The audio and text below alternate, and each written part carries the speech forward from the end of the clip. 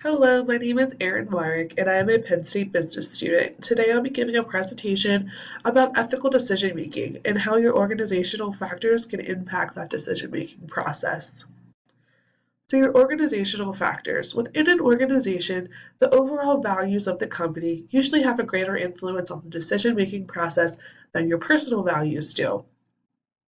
In ethical choices in business, they're often made jointly, so within your work groups or different committees that you're a part of in the workplace.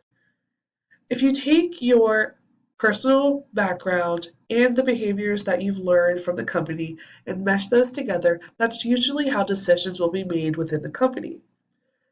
This also depends on the strength of your personal views, the opportunities that are present to behave unethically, and the exposures that you have to other behaviors.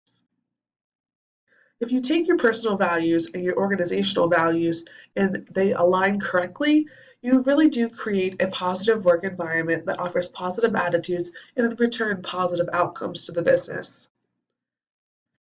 By having a good balance of those personal and organizational values, they all relate to how the commitment you have to the job, your job satisfaction, motivation in the workplace, ethics, work stress, anxiety, they all are dependent on the balance of those values. Organizations do often tend to develop their own personality over time, which allows the organization as a whole to be able to determine what is and what is not considered to be ethical. So, your corporate culture. Corporate culture is the set of values and norms that are prescribed by the company as a range of behaviors that is appropriate and ethical use for the employees to demonstrate. The ethicalness of your corporate culture can be determined through the company's mission statement, their goals, and their objectives.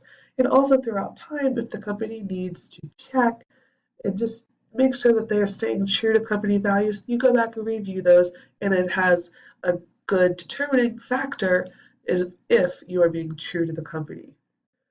And if you take the internal rules or the rules of the company and the industry rules or the rules that oversee everybody in that industry, it helps you determine how ethical or unethical your decisions are based on the combination of those rules.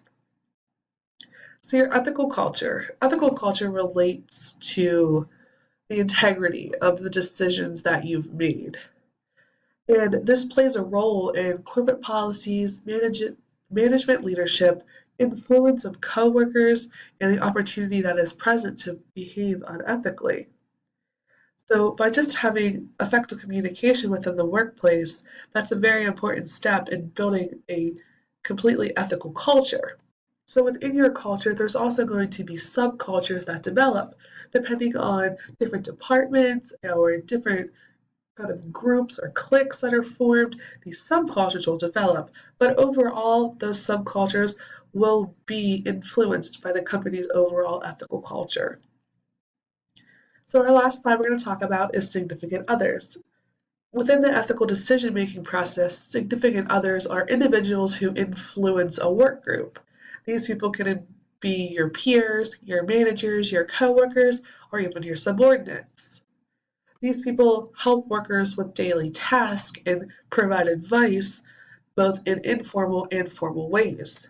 Obedience of authority is an aspect of significant others' influences. So, an example of that is if an employee is presented with a task by a superior, the employee may think that that is not right or it is an unethical thing to do, but they feel that since their superior told them that's what they should do, that they're going to go ahead and do it anyways. That's the kind of influence that a significant other can have on our decisions to make ethical decisions. That's all I have for my slides, and I hope you guys enjoyed my presentation. Thank you.